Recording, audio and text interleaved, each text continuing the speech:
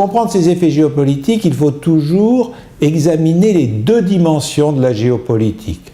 Ce qu'on appelle la géopolitique interne, c'est-à-dire les problèmes qui se posent à l'intérieur de la Chine sous l'effet de ces politiques démographiques, et puis la géopolitique externe, c'est-à-dire dans quelle mesure la politique démographique de la Chine fait évoluer les rapports géopolitiques entre la Chine et les autres pays. Concernant la géopolitique interne, la politique de l'enfant unique a déjà engendré en Chine un certain nombre de révoltes. Ces révoltes ont donné lieu à des manifestations localement de populations mécontentes de la violence avec laquelle cette politique était appliquée. Certaines de ces révoltes n'ont pas été connues parce qu'elles ont été cachées par les médias chinois. D'autres de ces révoltes ont fait l'objet de reportages par des médias internationaux et c'est comme ça que nous avons la connaissance de certaines régions chinoises où il y a eu du mécontentement qui s'est manifesté contre la politique de l'enfant unique. Ce mécontentement s'est développé ces dernières années pour une autre raison, avec la création d'un système d'amendes. Autrement dit, nous avons eu des couples chinois qui ont eu le droit d'avoir plusieurs enfants à condition de payer une amende. Et donc les Chinois ont considéré que ça crée une inégalité entre des riches Chinois qui, en payant des amendes, avaient les moyens d'avoir par exemple 3 ou 4 enfants ou plus, et puis des pauvres Chinois qui n'avaient pas ce droit. Donc c'est la première conséquence géopolitique interne de cette politique. La seconde conséquence géopolitique interne, ce sont des changements qui sont en train d'intervenir dans la répartition de la population chinoise. En effet, comme nous l'avons dit précédemment, les minorités chinoises n'ont pas été contraintes de façon aussi dure à respecter la politique de l'enfant unique que l'ethnie Han qui est majoritaire en Chine. Résultat, le poids démographique relatif des minorités en Chine augmente légèrement et ceci modifie la répartition de la population dans certaines provinces chinoises. Donc c'est une évolution de la composition ethnique de la population chinoise qui se produit, une évolution lente, mais une évolution réelle quand même. Examinons maintenant les conséquences géopolitiques externes de la politique de l'enfant unique. Parmi ces conséquences, il y en a une qui est très significative et qui résulte du déficit de filles. Comme de nombreux Chinois de sexe masculin n'arrivent pas à trouver de femmes, puisqu'il n'y a pas assez de femmes en Chine, ils cherchent à aller acheter des femmes dans d'autres pays, qui peuvent s'appeler le Vietnam, qui peuvent s'appeler les Philippines, le Bangladesh, par exemple. Il en résulte que des Chinois vont, par exemple, au Vietnam et proposent à des familles vietnamiennes de leur acheter l'une de leurs filles.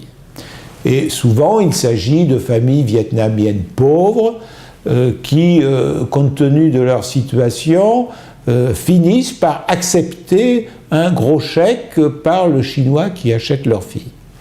Eh bien, cette situation a des conséquences géopolitiques parce que nous avons vu donc ces dernières années les relations géopolitiques entre la Chine et le Vietnam s'envenimer.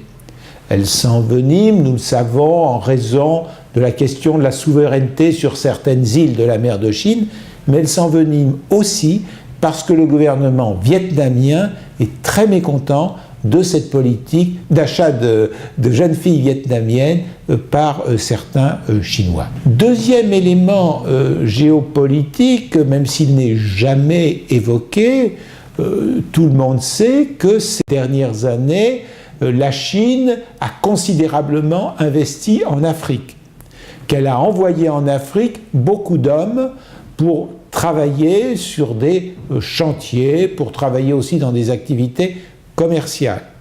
Or, si la Chine a envoyé autant d'hommes en Afrique, c'est justement parce qu'elle veut donner, je dirais, des compensations à tous ces Chinois de sexe masculin qui n'arrivent pas à se marier en Chine.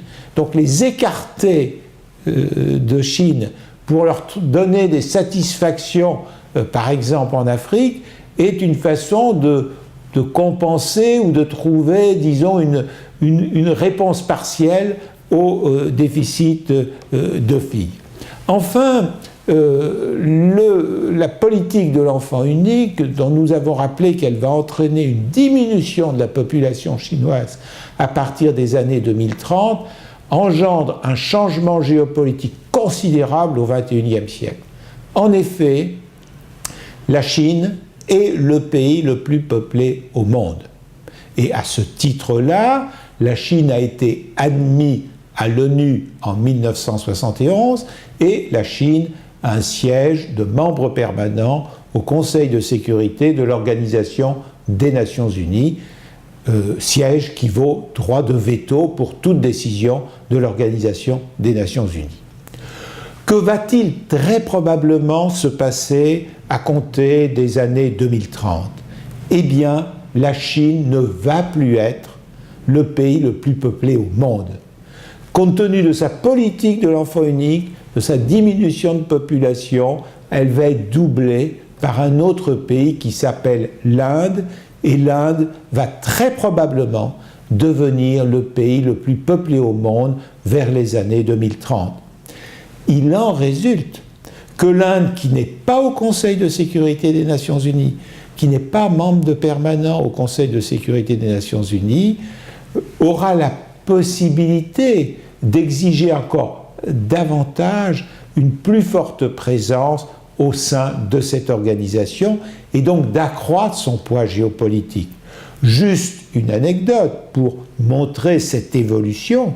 À chaque fois qu'un membre du gouvernement français se rend en Inde, la première déclaration qu'il présente en arrivant en Inde consiste à dire que le gouvernement français soutient la demande de l'Inde d'être membre permanent du Conseil de sécurité de l'Organisation des Nations Unies.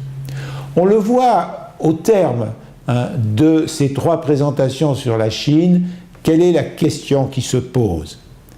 Souvent, on dit le XXIe siècle va être le siècle chinois.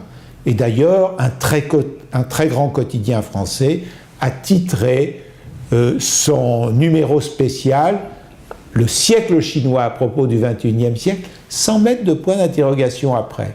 Or, on peut se demander si la Chine, qui a connu effectivement de grands succès ces dernières années, pourra en connaître tout au long du XXe siècle, compte tenu des enjeux qui se présentent à elle en matière de vieillissement de la population, en matière de diminution de la population active et en matière de place dans l'Organisation des Nations Unies. Finalement, on peut s'interroger, les Français se rappellent qu'il y a une trentaine d'années, il y avait une Japon-mania en France, c'est-à-dire qu'on ne parlait que du Japon comme un modèle indépassable, extraordinaire. Dans une certaine mesure, peut-être que les historiens de demain nous diront qu'on est un peu en sinomania en ce moment, comme si le monde était lié exclusivement à l'avenir de la Chine, alors que même si la Chine est un grand pays qui a beaucoup d'importance pour l'avenir, il ne faut pas considérer qu'il est le seul pôle mondial qui va pouvoir diriger demain le monde.